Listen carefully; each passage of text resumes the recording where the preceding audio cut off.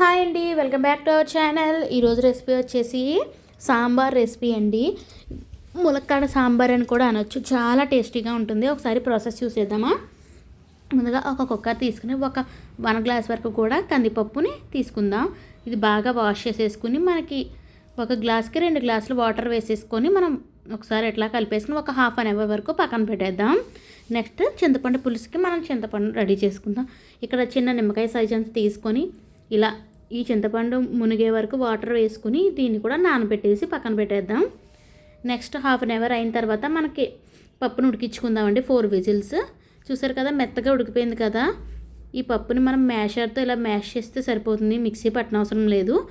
ఇలా మ్యాష్ చేసేసి ఒక కప్పులోకి తీసుకుని పక్కన పెట్టేద్దాం.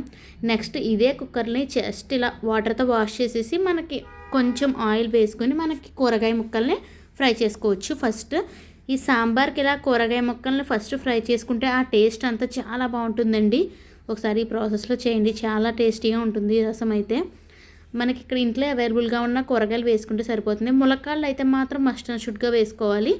ఇందులోకి కొంచెం సాల్ట్, కొంచెం పసుపు కూడా యాడ్ చేసేసుకుని మనం మూత పెట్టేసి ఒక 5 మినిట్స్ ఆర్ 3 to 4 మినిట్స్ వరకు ఫ్రై చేస్తే సరిపోతుంది. మరీ మగ్గిపో అవసరం లేదండి. జస్ట్ 50% వేగితే సరిపోతుంది.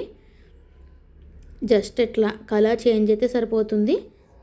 ఇక్కడ టమాటాలు నేను నాటు టమాటాలు తీసుకున్నానండి. టేస్ట్ అయితే సూపర్ ఉంటుంది. నెక్స్ట్ పప్పుని తీసేసుకుందాము. ఆల్రెడీ మనం మ్యాష్ చేసి పెట్టుకున్నాం కదా. ఈ పప్పునంతా కూడా యాడ్ చేసేసి ఒకసారి బాగా ఈ పప్పు కూరగాయ ముక్కలు ఇలా బాగా కలిపేసుకొని వాటర్ యాడ్ చేద్దాం.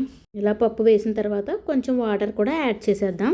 మనకి సాంబార్ ఎంత క్వాంటిటీలో కావాలో అంత క్వాంటిటీ వాటర్ యాడ్ చేసుకోవాలి. ఇలా వాటర్ యాడ్ చేసేసుకున్న తర్వాత మీడియం ఫ్లేమ్లో పెట్టేసుకుని బాగా మరిగించేసుకోవాలండి.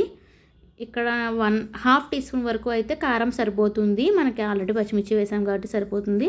మీడియం ఫ్లేమ్లో పెట్టి మరిగించుకోవాలి. ఒక మరుగు వచ్చిన తర్వాత మనకి చింతపండు గుజ్జు రెడీ చేసుకున్నాం కదండి. ఒకేసారి చింతపండు పులుసు అంతా వేసుకోకూడదు, మళ్ళీ ఎక్కువయ్యే ఛాన్స్ ఉంటుంది కదా.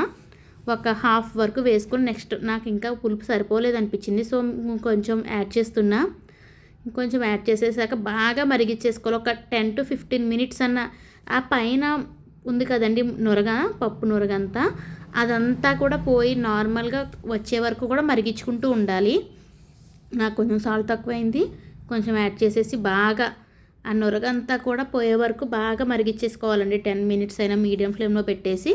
ఈలోపు మనకి ములక్కాళ్ళు కూడా ఉడికిపోతాయి ఈ 10 మినిట్స్లోనే. కొంచెం సాంబార్ పొడి ఒక 1 స్పూన్ వరకు కూడా సాంబార్ పొడి యాడ్ చేసుకుందాం. నెక్స్ట్ ఇలా చుట్టూరుది కూడా ఇలా తీస్తూ మనము కలుపుకోవాలండి ఈ రసంలోకి. ఈ కరివేపాకు కూడా మరిగే టైంలో వేస్తే ఆ ఫ్లేవర్ ఎన్హాన్స్ అవి సూపర్ ఉంటుందండి. మనకి కొంచెం బెల్లం కూడా, ఒకవేళ కరివేపాకు కాడలతో ఉంటే కాడలతో కూడా వేసుకోవచ్చు, అంత టేస్ట్ బాగుంటుంది. కొంచెం బెల్లం వేయడం వల్ల మనకి ఉప్పు ఇలా పులుపు అంతా కూడా సమానంగా ఉంటుంది టేస్ట్. సో కొంచెం బెల్లం వేసుకుంటే సరిపోతుంది.